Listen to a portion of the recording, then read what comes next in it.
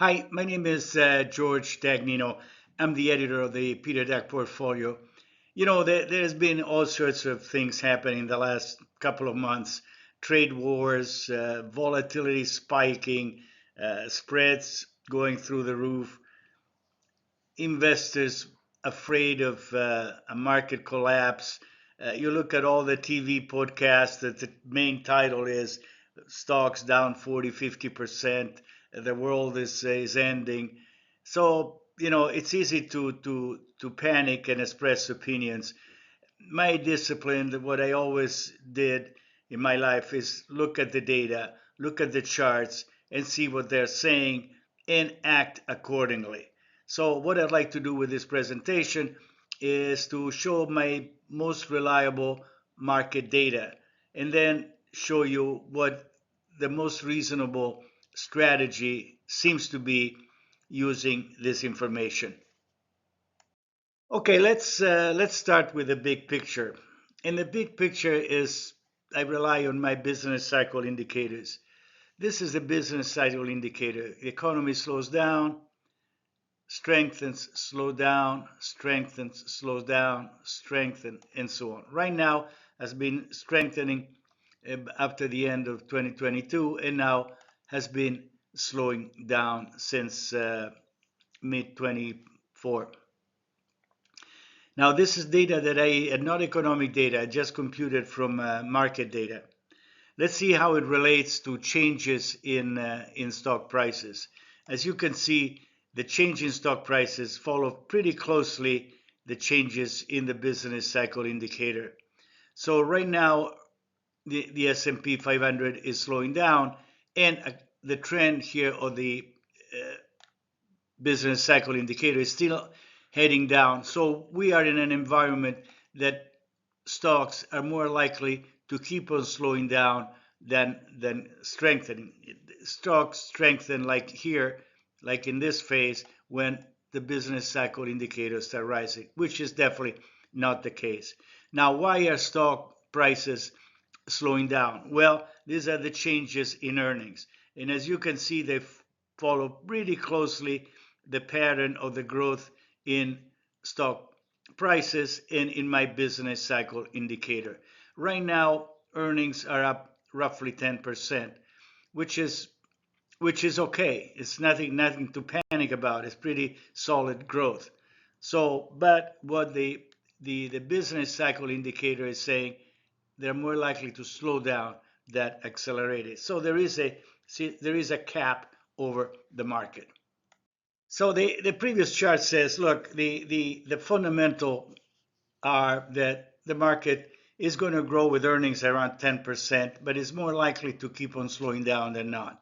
So now let's look at the technical picture. In other words, what are the technical indicators telling us? This chart shows the S&P 500 since 2011, and this trend line, and as you can see, the bull market is alive and well. That's what the technicals are telling you. This trend line is fantastic.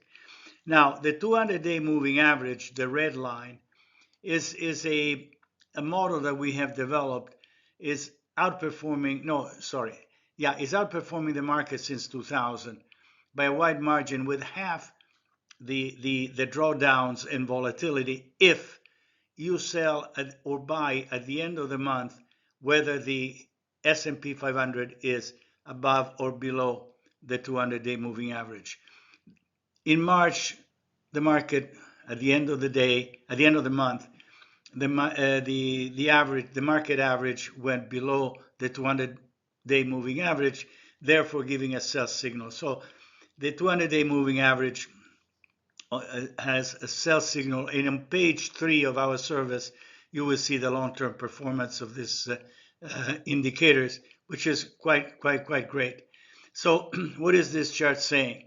The trend is up. We might have some further correction or consolidations, like probably during this time here or this time in here. So this is something to be aware of. This chart shows the S&P 500 with the trend line saying that we are still in a major long-term bull market. This is the business cycle indicators, proprietary of the Peter Dagan Associates. And right now it says has been saying since 2024 the economy was going to slow down, therefore a defensive investment strategy was appropriate. But what it's saying now, these indicators are at very low levels, here, here, and here, which coincided with important major bottom in the stock market. This is further supported by this graph here, the green graph, which is the percentage of AA members which are bears. The graph is inverted, and as you can see, is reached very, very low levels, like this one, like this one, like this one. And if you go up on the stock market, every time the bears are so low, the market reaches a major bottom. So what you have here, stars are really well aligned with the bottom with a very low level, not the bottom. We don't know if the business cycle indicators have bottomed yet, but very low levels of business cycle indicators accompanied by extreme levels of bearishness, and this has always coincided with major bottom in the stock market. So this is a very bullish chart.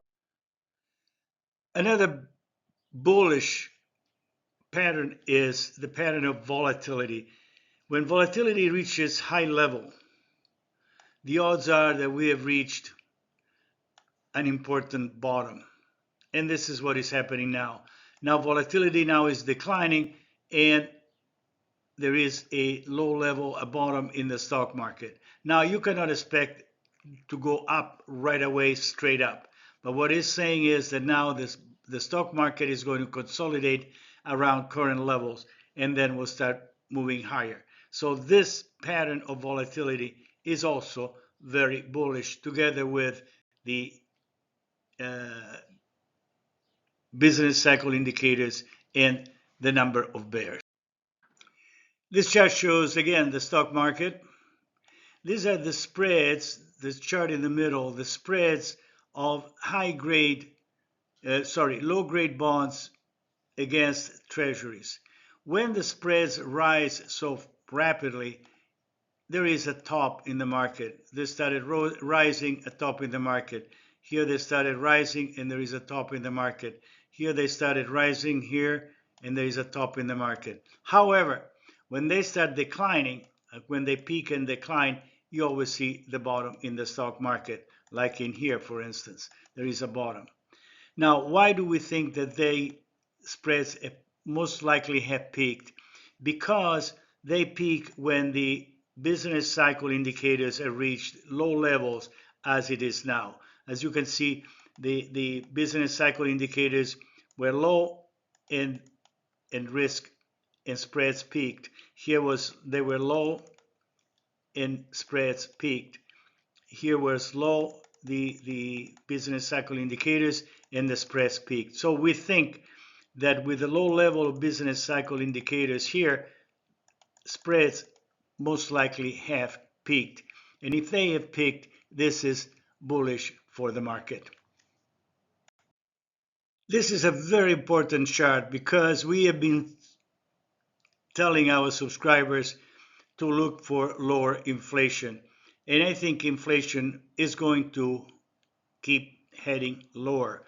The blue line is producer prices, that is what the manufacturers, the producer of goods, pay, and the red line is consumer prices.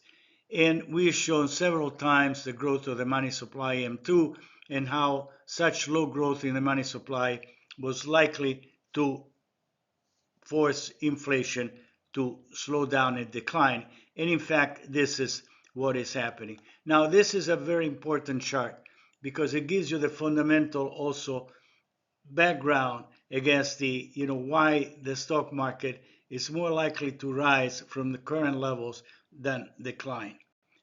But let me show you the next chart because this is what puts the whole thing together. The fundamental trends are saying the stock market is not going to rise that much. However, what the indicators that I showed you, the number of bears, the rising levels of volatility likely to decline, the spreads that are high but are likely to decline, the low level of the business cycle indicator that happens only at major uh, major bottom, the declining inflation, they're all positive trends for the stock market. Of course, after the correction that we had, you cannot expect that we are going to have a V-shaped rise. There is probably going to be some consolidation, but this is a case, a point in time where it pays to be optimistic and have a strategy in place, which is the purpose of this matrix. This is the phases of the business cycles that I have been saying in my publication, in my books. We have a phase, we have growth is up or growth is slowing down or declining. Inflation is down or inflation is going up. At the beginning, the first one of the business cycle, what you see is uh, growth start growing up and inflation is declining. That's the first growth, the strong phase of the business cycle in the stock market. Then in phase two, you have growth continues, but now inflation start going up, and that's is going to sort of start placing a cap on the stock market. On phase three, growth declines and inflation is still going up. In phase four, growth is declining and inflation is also declining. So these are the four main phases of the stock market. So what do you think based on the data that I presented and what you think is happening? You have a strategy in place. If you believe that the growth is declining and inflation is declining, then you are in phase four. This is the corrective phase, and one has to be conservative.